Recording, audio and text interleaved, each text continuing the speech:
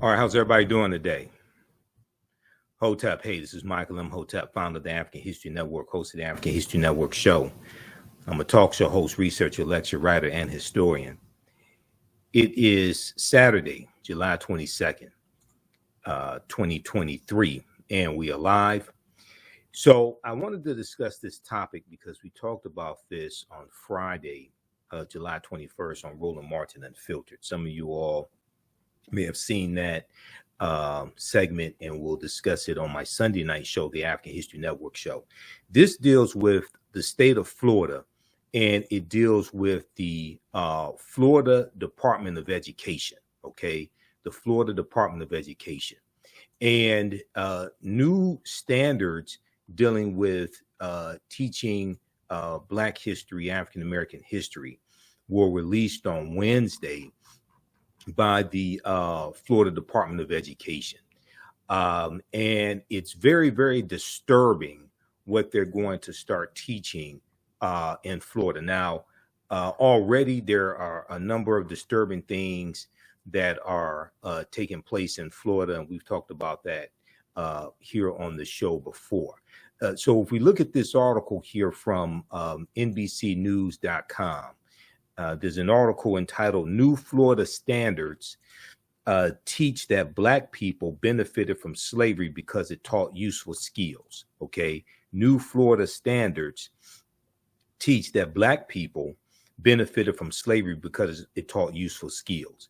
And I'm going to show you this article here. We're going to look at a couple of articles. Also, I'm doing a live free question and answer session at 12 noon Eastern Standard Time today at our online school, dealing with the 12-week online course that I teach called Ancient Kemet, one of the original names for Egypt, Ancient Kemet, the Moors, and the Ma'afa, understanding the transatlantic slave trade, what they didn't teach you in school. Okay, so you can register for that. We have the link right here in the thread of the broadcast. It's a free questions and answer session at our online school with me, historian Michael Imhotep.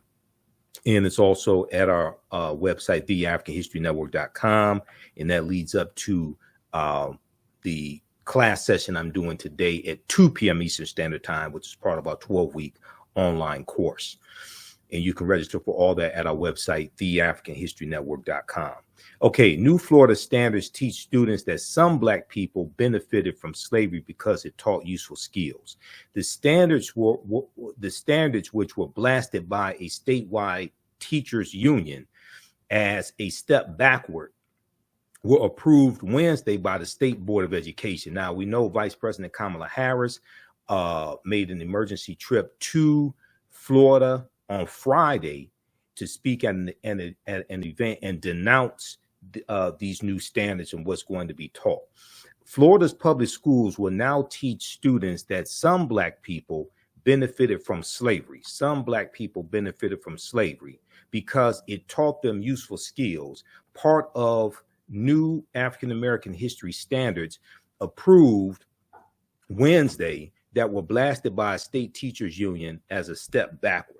Okay, now the Florida State Board of Education, the Florida State Board of Education's new standards includes controversial language about how slaves developed skills, which in some instances could be applied for their personal benefit. How slaves develop skills, which could be applied for their personal benefit. Okay, now, you know, I discussed this on Roland Martin's show because there were at least 262 skills, trades, and crafts that African people had in this country from 1619 to 1865.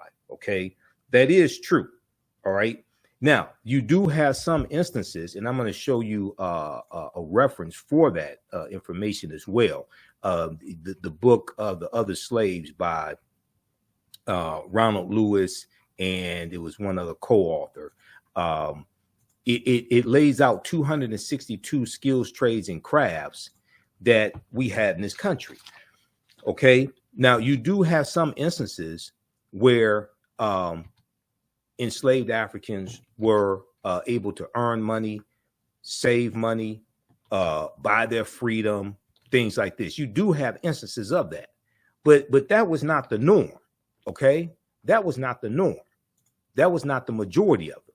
So to try and make it seem like the exception to the rule was the rule is an attempt to try to sanitize slavery and try to make it seem like it wasn't that bad, okay, which is blatantly false. So this is a slide from the 12-week online course that I teach, Ancient Kemet, one of the original names for Egypt, Ancient Kemet, the Moors, and the Ma'afa, understanding the transatlantic slave trade, what they didn't teach you in school. This reference comes from the book, The Other Slaves, Mechanics, Artisans, and Craftsmen. The book came out in 1978. It's by James Newton and Ronald Lewis. And in the book, they lay out at least 262 skills, trades, and crafts that African people had in this country from 1619 to 1865. Now, a lot of those skills and trades and crafts we had in Africa and brought here to the U.S. And it was that those African skills, that ingenuity, that expertise, this is going to be used to help build this country. Some other skills we were taught here. All right. So, yeah, and yes, we were the skilled tradesmen. Yes, we dominated the skilled trades during slavery. That is true. Okay. But what's going to happen is that after slavery ends, then you're going to have a lot of these large labor unions that are created. And the labor unions are largely created to lock African Americans out of the jobs that we have been doing for free for 246 years. Okay. The National Labor Union is going to be created in 1866, the year after slavery ends. The National Labor Union is created. And these labor unions are created, and you have the American Federation of Labor that's created about 1875. These labor unions are created to lock African Americans out of these jobs that we have been doing for free. Okay, now that slavery ends, now we can compete for wages. Okay, now they're trying to lock us out of these jobs we have been doing for free. When you look at some of these skills that we had, we were anchor makers, we were artists, bakers, barrel makers, bartenders, basket makers, beer makers, blacksmiths, bricklayers, brick makers, cooks, coppersmiths, etc., locksmiths, hunters, engineers. We were also jockeys. We were working with horses. When the first Kentucky Derby is ran in 1875, the winner of the first Kentucky Derby was a 19-year-old former slave named Oliver Lewis. Okay.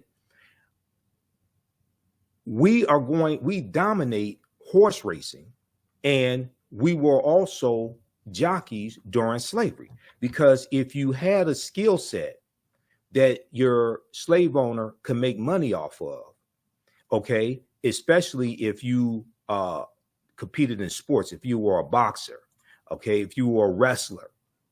We see that depicted in the movie Django Unchained, even though I'm not a fan of Quentin Tarantino's films or Django Unchained, but we see that depicted in the movie Django Unchained, okay? And then when we look at jockeys, okay, you see that if we look at this, this is from a lecture that I did dealing with when black men dominated horse racing, So this is a picture of Oliver Lewis. He won the first Kentucky Derby when it was ran in 1875. The Kentucky Derby, which is the first of the Triple Crown of thoroughbred horse racing, began May 17th, 1875. The odds were good that a black jockey would win the prestigious contest, with Oliver Lewis becoming the first to do so. Now, his trainer's name was Ansel Williamson. Ansel Williamson was an older African-American man, and he was a former slave as well. Okay, so we were jockeys during slavery. And when the first Kentucky is, and we were making money for our slave masters, and slave owners during slavery. Now, when the first Kentucky Derby ran May 17th, 1875, 13 of the 15 jockeys were African-American men. Among the first 28 Kentucky Derby winners, 15 were African-American men. African-American jockeys excelled in the sport in the late 1800s, but by 1921, they had disappeared from the Kentucky Derby track and would not return until Marlon St. Julian rode in the 2000 Kentucky Derby race.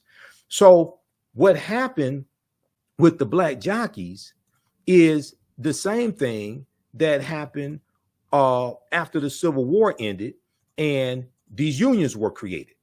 There was a concerted effort to push African-American jockeys out of horse racing because white men became jealous of the type of money that we were making. As long as we were owned, okay, as long as we were slaves and most of that money went to our slave owners, it was okay. But now that we're free, now we can make money for ourselves. And the jockeys were like really, some reports say they were like really our first athlete type celebrities in the African-American community. Okay. So if we look at this excerpt from the presentation I did dealing with black jockeys, and we talk about this a little bit in, we deal with this some in the second class that I teach, Black resistance movements from the Haitian Revolution, U.S. Civil War, Civil Rights Movement, and Black Power Movement, 1800 to 1968. I teach that class on Sundays. What happened to black jockeys? Money is what ultimately led to the demise of black jockeys, according to researcher Kenneth Wissington, a retired sociology and business librarian from the Martin Luther King Jr. Public Library and Howard University's Founders Library in Washington, D.C. He says black jockeys did not just vanish from horse racing. They were banished as the thoroughbred horse racing industry grew in America. So did the size of the winning purses of the prize money and the prosperity of the jockeys, the money that the jockeys were making, the lifestyle that they had. Less talented and envious white riders conspired to get in on the take. So white men became jealous of the type of money that these black jockeys were making. Okay. And there was a concerted effort, an organized effort to force us out of horse racing. Okay, there was violence on the racetracks against black jockeys by white jockeys. And Jimmy Winkfield, who won the Kentucky Derby twice, and he was the last African-American to win the Kentucky Derby in 1902. Jimmy Winkfield received death threats from the Ku Klux Klan. You had also an economic recession of the period that shrunk the demand for black jockeys as racetracks closed and attendance fell. You had Plessy versus Ferguson, 1896, U.S. Supreme Court case, which legalized segregation across the country. So there were different things, but there was a concerted effort by white men who became jealous to force us out of horse racing. There's an article entitled "Negro Jockeys Shut Out: Combination of White Riders to Bar Them from the Turf." Okay, so what's interesting is that when I see things like this coming out of Florida, they want to try to sanitize slavery and they want to talk about Africans gain useful skills, but they then don't want to talk about how we were discriminated against right after slavery ended, when we tried to make money using those useful skills, and we tried to negotiate labor contracts and we wanted to get equal wages and things of this nature. Okay, we're discriminated against when it comes to that. If we go back to this article from NBC News, okay, and I'm going to show you a section of this article because in the statement released from the Florida Board of Education, they cite 16 African Americans who they say were slaves and learned valuable skills during slavery and were able to make money after slavery ended. But there's evidence that 6 of those people that they cited were never slaves. This is more nonsense coming out of the state of Florida. Now, other language. So let's back up here. Okay, so the Florida State Board of Education's new standards includes controversial language about how, quote, slaves developed skills which in some instances could be applied for their personal benefit. According to a 216-page document about the state's 2023 standards in social studies posted by the Florida Department of Education. Now, other language that has drawn the ire of some educators and education advocates includes teaching about how Black people were also perpetrators of violence during race massacres, how some Black people were also perpetrators of violence during race massacres. Now, this is some more whataboutism. This is some more like Trump, good people on both sides, okay? But now I haven't had a chance to read the 216-page document. But what it appears that they're trying to do is they're trying to put African Americans who were defending themselves against white supremacist attack, like during the Red Summer of 1919, or in Black Wall Street, the Greenwood District, 1921. There were African Americans who took up arms to fight against these white supremacists. It appears that they're trying to put them in the same category as the white domestic terrorists who are the ones who initiated these terrorist attacks. Okay, if we look at this here, the language says, quote, instruction includes acts of violence perpetrated against and by African Americans, but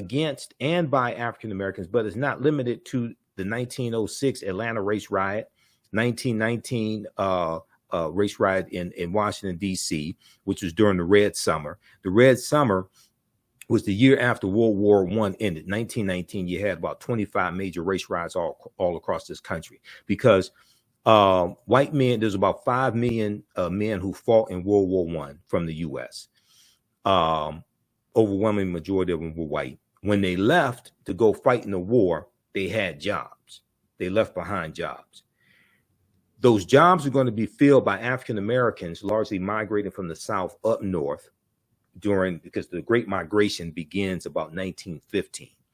African Americans migrated from the South up north, and you're going to have factories up north who are marketing to African Americans in the South, in the cotton fields, in tobacco fields, whatever it is, marketing to them in the South to come up north and work in these factories for better pay, for better way of life.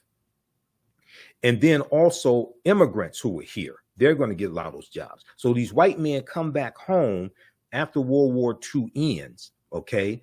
And then they can't find jobs, but they bring back home with them weapons from the war. They bring back military skills in how to fight and how to kill. And this explodes in race riots across the country, okay? It's in the South and up north, okay? You Chicago, 1919, Washington, D.C. You have about 200 African-American sharecroppers killed in Lane, Arkansas in 1919. They're fighting for better wages, okay? So you're going to see this explosion. Well, African-American men who were World War I veterans, because there's about 380,000 of us or so who fight in World War I. African-American men who are World War I veterans, we learn how to fight, we learn how to shoot, we learn military strategy, we learn how to kill, and we're taking up arms to defend ourselves and defend our communities against these white domestic terrorists coming in trying to kill us. Okay, now I haven't had a chance to read the 216-page document, but it appears that they may be trying to sanitize this history as well and then say, well, there was African Americans who fought and killed white people in Greenwood in 1921. Well, we were defending ourselves against the white supremacists. We were defending ourselves against the white supremacists who invaded our communities in the Chicago race riot of 1919. So they talk about 1906 Atlanta race riot, 1919 Washington, D.C. a race riot, 1920 Ocoee massacre. Ocoee massacre happened in Florida, okay? Florida, Ocoee, Florida, November 2nd, 1920. And you're going to have something like about 50 African Americans who were killed. This was an election day massacre. Now, Governor Ron DeSantis just struck down the funding that was going to go to produce a feature film or documentary about the Ocoee massacre of 1920. He doesn't want America to learn about that, because the day before the November 2nd election took place, the Ku Klux Klan goes through the African American community there in Ocoee, Florida, and they announce on a bullhorn, and I'm paraphrasing, if you vote in tomorrow's election, there will be retaliation, there will be violence, etc. They're trying to intimidate them. African Americans go and attempt to vote anyway. Okay, we go and attempt to vote anyway. It's African American men, because 15th Amendment, U.S. Constitution, 1870 guarantees the right to vote to African American men. This is because of segregation laws that didn't apply to African American women at this time, even though you do have the 19th Amendment of 1920, which guaranteed the right to vote to women, but you still have segregation laws at this time taking place that segregate against African American women from voting. We voted anyway. We attempted to vote anyway, okay? And then this massacre starts, Ocoee, Florida. Ron DeSantis does not want America to know what happened there, okay? If our vote didn't matter, why did they work so hard to suppress our vote? Why did they attack us and kill us for trying to vote? When you go look at the history of Florida, 1868, Florida writes their first state constitution. I was on Lavonia Perriman's show on 9:10 a.m. Superstation WFDF here in Detroit, and we talked about some of the history of Florida. Okay, and we had that video on our fan page, the African History Network, and my YouTube channel, Michael Imhotep. The Brennan Center for Justice has some good information that deals with Florida. And when Florida wrote their first when they wrote their state constitution in 1868, this was 3 years after slavery ended. They create this felony disenfranchisement law, and they write this into the state constitution. And it was designed to target African American men to strip us of our right to vote for life if we were convicted of a felony. Okay, I hope they teach this with these new Black History standards. Okay, I hope they teach this with these new Black History standards in Florida. Let me show you this quickly. Now, the reason why they wanted to disenfranchise African American men and lock us out of voting, okay, they feared our political power. There has always been a fear against the political power of African Americans. Okay, and this is why I tell people we have to stop telling African Americans to exercise your right to vote. Stop telling African Americans to exercise your right to vote. You don't vote for exercise. If you want to exercise, you go to the gym and work out, or you get some insanity videos, or Tybo, you get weights. I got a home gym here in the office. I just finished working out before we did this broadcast. Okay, you vote for power. You vote for power. Politics is the legal distribution of scarce wealth, power, and resources, and the writing of laws, statutes, ordinances, amendments, and treaties, their adoption, interpretation, and enforcement. Okay, politics impacts every aspect of our lives, from the water we drink to the air we breathe to the food we eat. You vote for power. You vote to put people in office who can write laws, and policies that are beneficial to you, your community, and what's good for African Americans is good for America in general. When we change the purpose of voting, you don't vote for Dr. King, you don't vote for Fannie Lou Hamer, you don't vote for John Lewis, you don't vote for symbolism. Okay, you don't vote for exercise. Yes, we need to study Dr. King, Rosa Parks, Fannie Lou Hamer, John Lewis, Hosea Williams. Yes, we need to study James Meredith and Medgar Evers and understand the civil rights movement, understand their fight, understand what they were fighting for, because this causes us to have a better respect for our ancestors, what they were dealing with, what they accomplished, what still has to be accomplished. But they understood that this was about power. This was not about exercise. They understood this. Now, when we look at the Florida state constitution, okay, and let's see, I need to close some of these tabs out here in Google Chrome.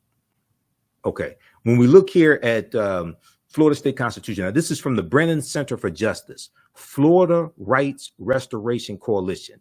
History of Florida's felony disenfranchisement provision. Okay, it goes back to 1868 when Florida writes their state constitution. Florida dramatically expanded criminal disenfranchisement. For the first time in 1868, the state of Florida banned or barred people from the voter polls, from the polls, all people with felony convictions, while at the same time creating a host of new felony crimes. The list of disqualifying infamous crimes was expanded as well. Now, they expanded how many crimes were classified as felonies, trying to target African-American men. Blacks were disproportionately disenfranchised under the new provision because state policies at the time designed to control newly freed slaves through the criminal justice system. Okay, now here's what they really feared. The state population of Florida of African Americans was 48%. Okay, and they said that they were trying to prevent a Negro legislature. Florida felony disenfranchisement in the 1868 Florida State Constitution was part of a larger effort to prevent a Negro legislature. Post-emancipation, legislators in Florida feared that freedmen, the former slaves, black freedmen, who then constituted 48% of the state's population, would take over local government. They didn't fear exercise.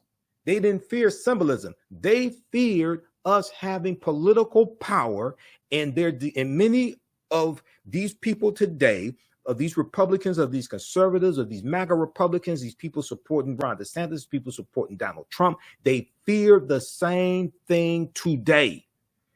They feared that these African Americans, who made up 48% of the Florida state population, would take over state and local government. They feared us having black political power. The 1868 Constitution contains several provisions to prevent this from happening.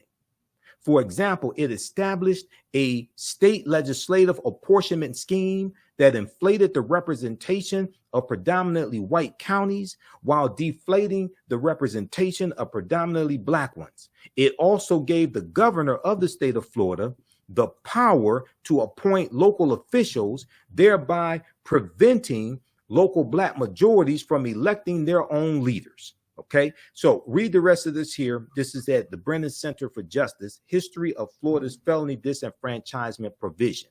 Okay, now,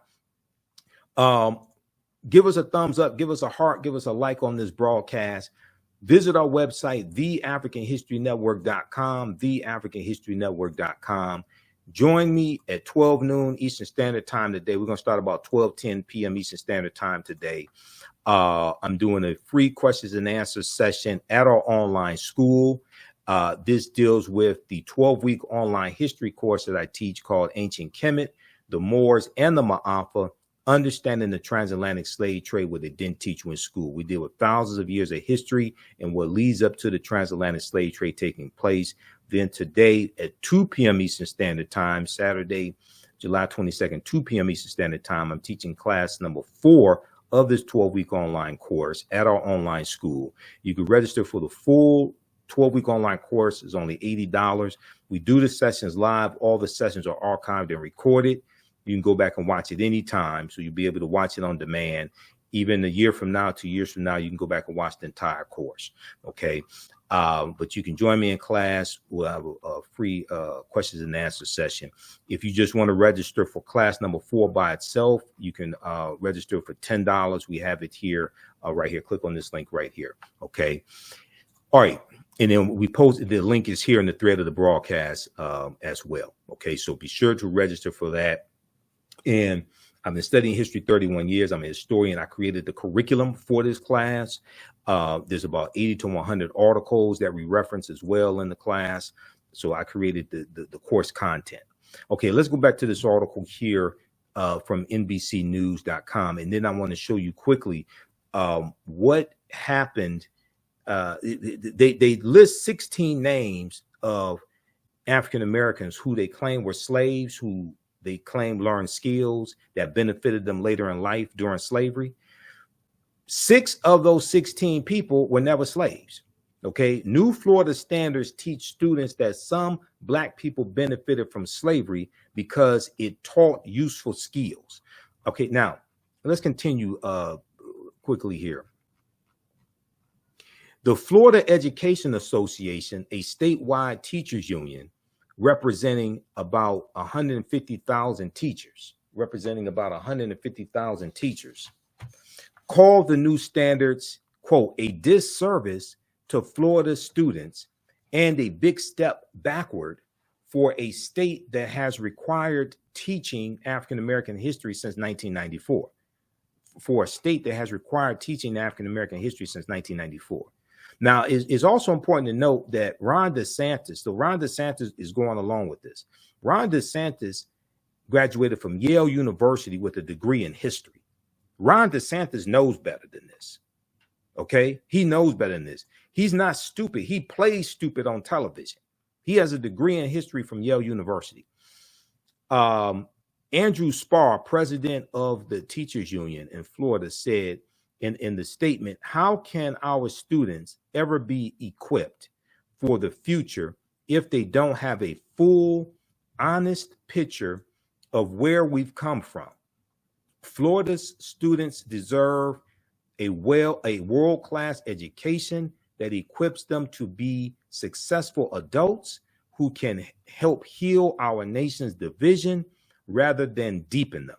Andrew Spar, president of the union, said in a statement. Okay, now he also said Governor Ron DeSantis is pursuing a political agenda guaranteed to set good people against one another. And in the process, he's cheating our students. He's cheating our kids. They deserve the full truth of American history, the good and the bad. All right, now, update, let's see. The teachers union said it is troubling that at the high school level, the standards that have just been released on Wednesday from the Florida Department of Education, the standards conflate the 1920 Ocoee massacre, when at least 30 African Americans were killed for attempting to vote. It conflates that with acts of violence perpetuated by African Americans, end quote. And in middle school, these new teaching standards require students to be taught that slavery was beneficial to African Americans because it helped them develop skills. It helped them develop skills, the union said. Now, I want to go to this here. A spokesperson from the Florida Department of Education on Thursday, that was Thursday, July 20th, provided a response to NBC News questions through a statement from Dr. William Allen and Dr. Francis Presley Rice, who are members of Florida's African American History Standards Work Group. Florida's African American History Standards Work Group. The new standards were defended in the statement as, quote, comprehensive and rigorous instruction on African-American history, we proudly stand behind these African-American history standards, the statement said. Okay, now, quote, the intent of this particular benchmark clarification is to show that some slaves develop highly specialized trades from which they benefited. Okay, from which they benefited. This is factual and well documented. Okay, so then the statement released by these two, okay, who are on the who are members of Florida's African American History Standards Work Group, and it's a statement released by a spokesperson from Florida's Department of Education. It then goes on to list 16 African Americans who they claim who they claim benefited from skills they learned during slavery. The statement continued. Some examples include blacksmiths like Ned Cobb, Henry Blair, Lewis Latimer, and John Henry. Okay, shoemakers like James Fortin, Paul Cuffey, and Betty Washington Lewis, fishing and shipping industry workers like Jupiter Heyman, John Chavis,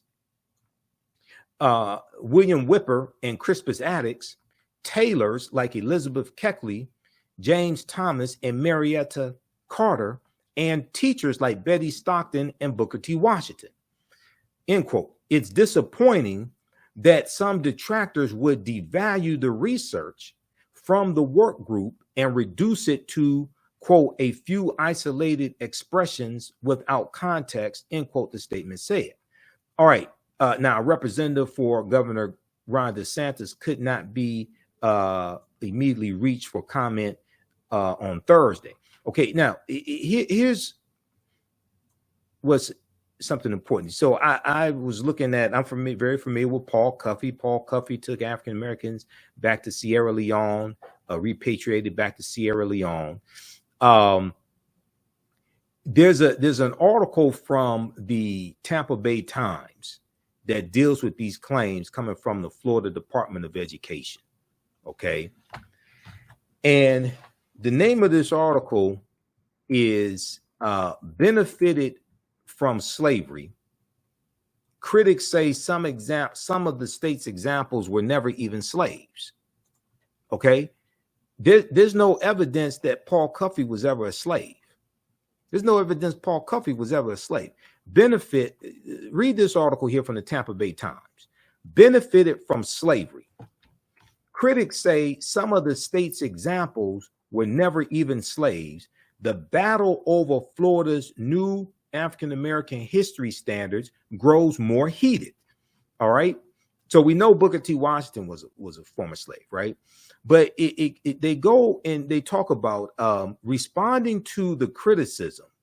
The department issued a statement Thursday offering 16 examples of historic figures it said fit the description, that they developed highly specialized abilities that helped them later in life is, quote, factual and well documented, the department said. Asked for more information on Friday, the Florida Department of Education cited the Colored Patriots of the American Revolution, an 1895 book, a book that came out in 1895 by William Cooper Nell, and they cited Encyclopedia of African American History from 1619 to 1895. This was a book that came out in 2006, edited by Paul Finkelman. All right. Now, let's see. Other sources offer conflicting descriptions of the 16 historic figures, and critics came forward to attack the department's claims. Critics came forward to attack the Florida Department of Education's claims.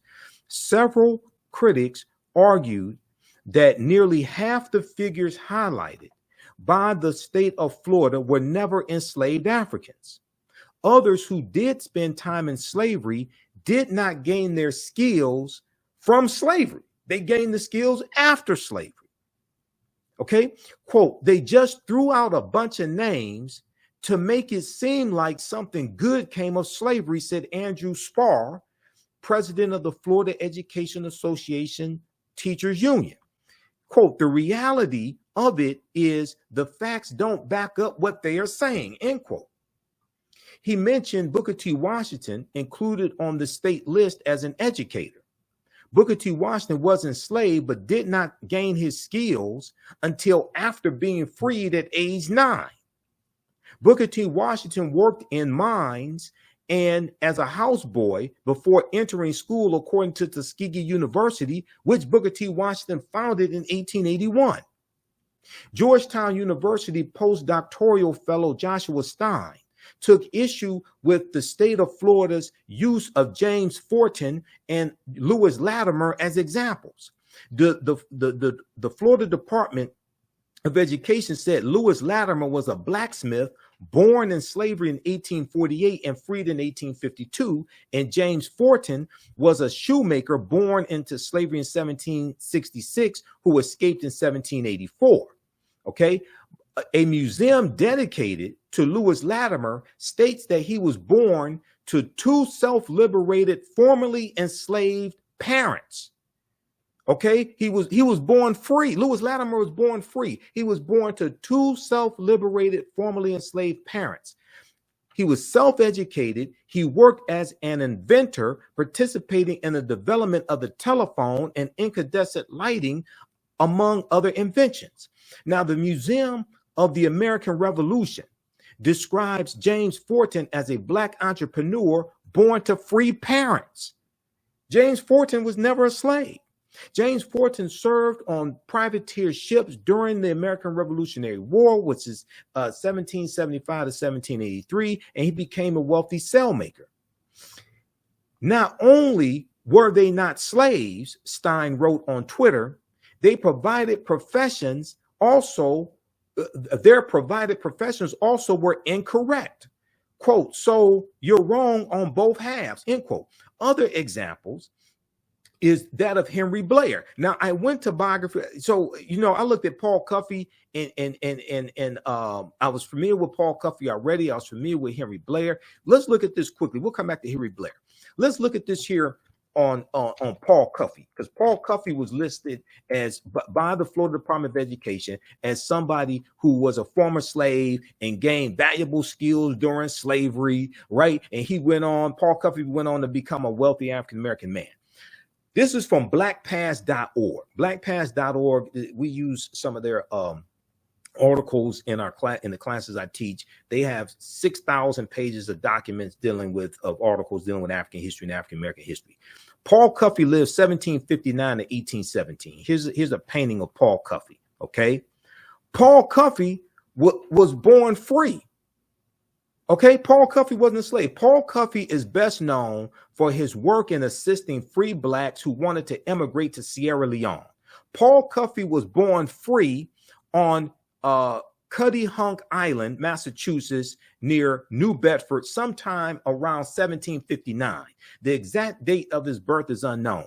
He was the youngest of 10 children. His father, Kofi, Kofi, Kofi, also known as Cuffy Slocum, was from the Ashanti Empire in West Africa. Kofi, his father, Kofi was captured and enslaved and brought to New England at the age of 10. Paul Cuffey's mother, Ruth Moses, was a Native American woman. Kofi, Paul Cuffey's father from the Ashanti Empire, was a skilled tradesman who was able to earn his freedom. So like I said, you do have examples of African people who were able to use skills that they acquired, either brought here from Africa or learned here, and use it to make money and acquire and gain their freedom. You do have examples of that, but that was not the norm. That was not the majority of them. Okay, so Kofi died when Paul Cuffey was a teenager. The younger Paul Cuffey refused to use the name Slocum, which his father had been given by his owner, and instead took his father's first name, Kofi, and adjusted and anglicized, I guess, to Cuffy, Kuffe, but it really comes from Kofi, which is West African. Okay, read the rest of this here on Paul Covey. Paul Covey was never a slave. Henry Blair was never a slave. Lewis Latimer was never a slave. So not only are they pushing a revisionist history, they just making stuff up. They're just making, the Florida Department of Education is just making things up that are easily verifiable. They gave the Florida Department of Education gave the example of Henry Blair. The department listed Henry Blair as a slave who became a blacksmith and an inventor. Biography.com and several other websites state that there is no information indicating that Henry Blair was ever enslaved. He invented a corn planter and a cotton planter, becoming the second African American to earn a U.S. patent. Okay, they're just making stuff up. The department referred to Paul Cuffey, who we just talked about, as a shoemaker and a ship owner born into slavery and escaped to freedom in 1781. According to paulcuffey.org, operated by the Westport Historical Society, Paul Cuffey was born in 1759, okay, to an emancipated slave. Having worked on whaling boats starting at age 14, he established a shipping business in Massachusetts. The statement mentioned John Chavis. They mentioned John Chavis as a fisherman born into slavery, who later was known for his work in teaching. The North Carolina Museum of History states that John Chavis was born into a free black family in North Carolina, fought in the American Revolutionary War, and became an educator. Okay, read the rest of this here. Okay, so we have to take direct action against the Florida Department of Education. But this is an example of how elections have consequences. And I was warning people in 2018 when Andrew Gillum, the African American mayor of Tallahassee, Florida, ran against Ron DeSantis, 2018 gubernatorial election. You had these woke ass black people in Florida, some of them, who said they weren't voting for Andrew Gillum because Andrew Gillum did not have a black agenda. And I said, Ron DeSantis has a black agenda. Ron DeSantis has an anti-black agenda. And an anti-black agenda is worse than not having a quote unquote black agenda. But a black agenda is not what politicians give us. That's what we give politicians that we craft based upon understanding history, economics, law, and politics. We have to understand history to understand how to perceive these threats that are coming so we can stop them. We had the votes to stop Ron DeSantis, but they didn't do it in Florida. He's not going to win the presidency. His campaign is tanking. But this is the type of damage that white supremacists can do in a state. This is the type of damage white supremacists can do in a country. Okay? All right, look. I've got, give us a thumbs up, give us a heart, give us a like on this broadcast, okay? Join me at our online school, because I'm getting ready to do this free question and answer session dealing with the 12-week online course that I teach, Ancient Kemet, the Moors, and the Ma'afa, Understanding the Transatlantic Slave Trade, what it didn't teach you in school. We have the link here in the thread of the broadcast. Also visit our website, theafricanhistorynetwork.com. The information is right here. Running a little behind schedule today, so I worked out before doing this broadcast. I've lost like about 28 pounds since October 17, 2022, working out, and I'm a vegetarian, been a vegetarian 16 years. I just turned 52 June 7th. A lot of people surprised I'm 52 years old. Then today at 2 p.m., we teach class number 4 of our 12-week online course, Ancient Kemet, the Moors, and the Ma'afa, Understanding the Transatlantic Slave Trade, what they didn't teach you in school. We do the sessions live. All the sessions are archived and recorded. You can go back and watch it anytime. You don't have to be in class live. So we have the information here, and it's also in the thread of the broadcast. And we'll post the link here as well for the full course. Okay. So register for this. This helps us keep doing the research, stay on the air, keep broadcasting, pay some of the bills, etc. It takes a lot to run the African History Network. There's a lot of work, takes a lot of resources. Also, you can support us, $ the AHN Show through Cash App, $ the AHN Show through Cash App, and through PayPal, paypal.me/the AHN Show.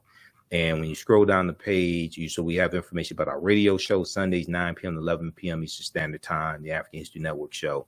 And then our PayPal Cash App information is here. This is our official Cash App account. Click on the link, $ TheAHNShow, SHOW. And when you go to it, it'll say Michael and show my picture there. And then we also have the PayPal link. Put together this graphic. This is our official Cash App account, $ TheAHNShow. There are about 5 fake African History Network Cash App accounts out there that use variations of our tag. I'm still trying to get them shut down. I had Cash App open up an investigation, but they are slower than Heinz ketchup. Okay, they are slower than Heinz ketchup. All right, so join us at our online school. Support the African History Network. Hopefully you learned a lot today. Let's see. Tavares Adams said learning. Mitchum Wolf said this is a backhand. Next is the story of a good master.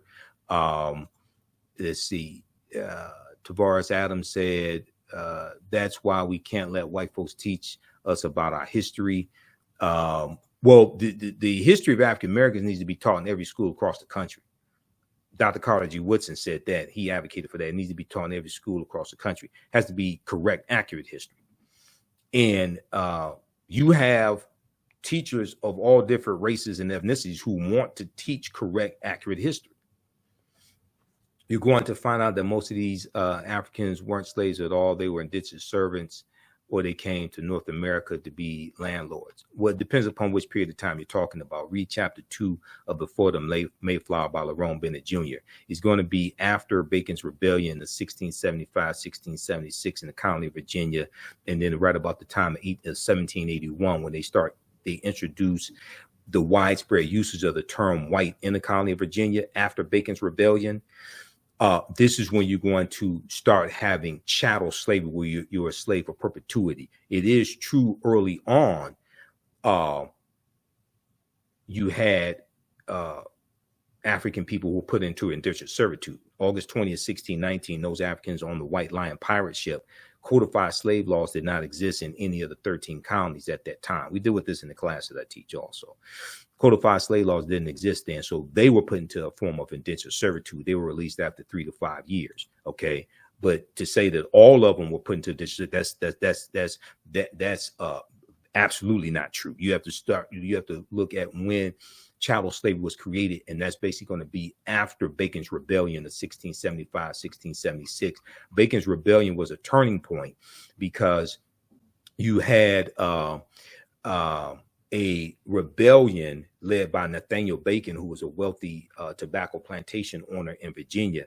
And it was a rebellion made up of about 500 enslaved Africans, free African Americans, white indentured servants, poor white immigrants. And they realized that they were all being abused and all being mistreated on the tobacco plantations in Virginia, and they realized they had a common enemy. It was the ruling elite in Virginia, the wealthy in Virginia, and they had this rebellion, and they're going to burn down the town of Jamestown, Virginia. Okay, they burned down the town of Jamestown, Virginia during Bacon's Rebellion. Okay, so it's going to be after Bacon's Rebellion that they're going to put laws in place to separate Africans, African slaves and indentured African servants from white immigrants, white indentured servants, and the treatment of them is going to be codified, and they're going to put laws in place that distinguish how they are treated to break up this alliance between the two of them. Okay, because we had more in common than differences because of how we were treated. Read this article here. We deal with this in my classes. Why America's first colonial rebels burned Jamestown, Virginia to the ground. Why America's first colonial rebels burned Jamestown, Virginia to the ground. Okay. I don't know if this was the inspiration for the song, the roof is on fire. We don't need no water, let it burn. I don't know if this was the inspiration for that, but maybe it was. Bacon's rebellion was triggered when a grab for Native American lands was denied. Okay, this is Bacon's rebellion. And they burned down the town of Jamestown, Virginia in 1676. Okay. So read this as well. Register for the online classes that I teach. Support the African History Network. The traveling angler said, you're doing a great job. Wish more of us watched you and Roland Martin. Thanks. I appreciate that. Roland appreciates that as well. All right.